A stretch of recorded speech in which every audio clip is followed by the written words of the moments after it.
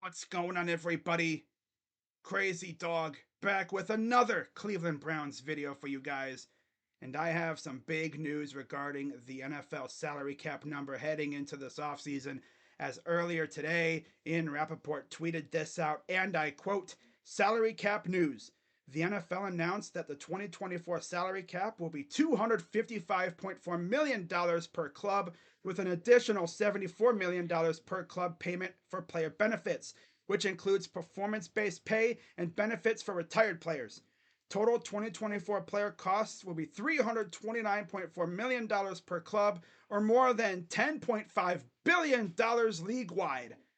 The unprecedented $30 million increase per club in this year's salary cap is the result of the full repayment of all amounts advanced by the clubs and deferred by the players during the COVID pandemic, as well as an extraordinary increase in media revenue for the 2024 season.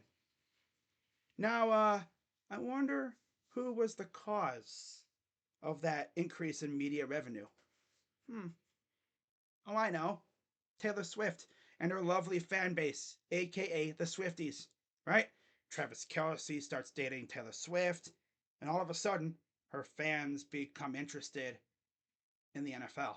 They start watching games, watching highlights, and look at revenue skyrockets. Yeah. So, we'll see how this affects the other teams. But when it comes to the Browns, Andrew Berry's looking at that $255.4 million number. And by the way, in regards to the Browns' current salary cap situation, the Browns are now $7 million over the salary cap, according to Spotrac. And if you're Andrew Berry, you're looking at that number going, all right, it's doable. All it'll take is a few restructures, maybe an extension or two, right? Turn some of these numbers into bonuses. And all of a sudden, the Browns have a significant amount of cap space to go out and improve this roster. Now, to wrap up what Ian Rappaport said, yeah, I'm liking it a lot. It's going to be a fun offseason. Now, when it comes to who the Browns could potentially be targeting in free agency, it sounds like there's already one name that the Browns have near or at the top of their list, and that is Gabe Davis. I've already talked about him in a previous video, but once again, Mary Kay Cabot, who I continue to say is one of the most locked in beat writers on the Brown staff. Like, she is as close to the owners and the front office as any other beat writer that we have. And earlier today, she posted an article talking about where other teams stand compared to the Browns. And she said that as it stands, the Browns are $7.721 million over the cap heading into the new league year on March 13th, according to Spotrac, and must be compliant by then. Okay, cool. That ranks 27th in the NFL, according to the site. The only teams with less cap space are the Broncos, Chargers, Dolphins, Saints, and Bills, with Buffalo coming in last at $41 million over the cap. And then here's a little piece that she posted. This is essentially just a continuation of what I was just reading off of Twitter. But this is what she said, and I quote, that might bode well for the Browns being able to sign a Bills prospective free agent such as receiver Gabe Davis. So there he is again, whose market value is 4 years, $54.488 million, or about $13.6 million a year. It's not too bad, right? I don't know if Browns fans would like us signing Gabe Davis for that much, but he's a really good player.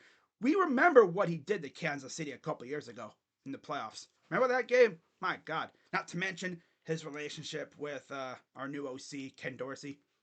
That might be a factor. But Mary Kay adds, but first, the Browns must do a little housekeeping and restructuring to get under the cap enough to accomplish their roster goals this offseason. Fortunately for them, that hasn't been a problem under Jimmy and Dee Haslam, with their willingness to open their wallets to get the Browns over the top and into the Super Bowl. You know what I love about Jimmy, Dee, and Dan Gilbert? They love to spend money. And it's funny because they operate on, teams in two leagues with a salary cap, right? The NBA and the NFL.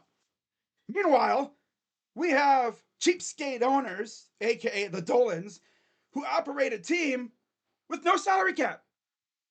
The MLB does not have a salary cap, yet the Dolans operate as if there is one. Like, I always think to myself, imagine if the Haslams or Dan Gilbert owned the Guardians. We'd be like the Padres, right? Small market team with a big ass budget. We'd have we probably would have signed some of these top tier free agents. But no, we're stuck with the Dolans. And in case you haven't realized by now, I don't like the Dolans. No, no. And the thing is, the Haslams, especially Jimmy and Dan Gilbert, they aren't the most innocent people. They've done some bad things, right? I mean, heck, low key, Jimmy Haslam's low key a criminal. Dan Gilbert's a low key douchebag, although he's mellowed out recently, especially after his health issues. But yeah, those two, they're not afraid to spend money. Like Mary Kay said, they are very willing to open their pocketbooks and spend money to keep this team competitive. Meanwhile, dumbass Dolan's over here penny pinching like crazy. Oh, brother. But yeah, Gabe Davis is definitely going to be a name to watch for the Browns. So I'm sure we're going to be hearing his name quite a bit over the next couple weeks. And spoiler alert, when it comes to my free agent target videos coming up right before free agency starts, he is going to be a name in the videos. Yep, he will have his own video. He's not going to be in the 5 other free agents video, which will be coming out the day before free agents or the legal tampering period starts. So yeah, he's going to have his own video. Just saying now. So now you just gotta wait for the other 9. But yeah, that's all I gotta say. Overall, I wouldn't mind Gabe Davis, but I just don't know about that contract, right? $13 million a year, 4 years, 54 million overall. It's kind of an iffy for me. But hey, knowing Andrew Berry, he'll find a way to, you know, get Gabe over here at a reasonable contract. But yeah, we'll see what happens. But of course, before anything can happen, we got to get cap compliant. So expect some restructures via extensions, or they're gonna turn some of these like deals guaranteed with some bonuses and all that other wonderful stuff. I mean, after all, Andrew Berry went to the Howie Roseman School of Cap Management. Like, he's turned into a cap finesser, right? You'd love to see it. So yeah, if anyone has a plan, it's him. You already know he came into this offseason with a plan, and I can't wait to see him execute it. So that's all I got for you guys. I'll be live in about an hour for Cavs and Sixers. We'll see if Donovan Mitchell plays. So yeah, with that being said, I'm Crazy Dog. Let's go Browns. And let's get to work, Andrew.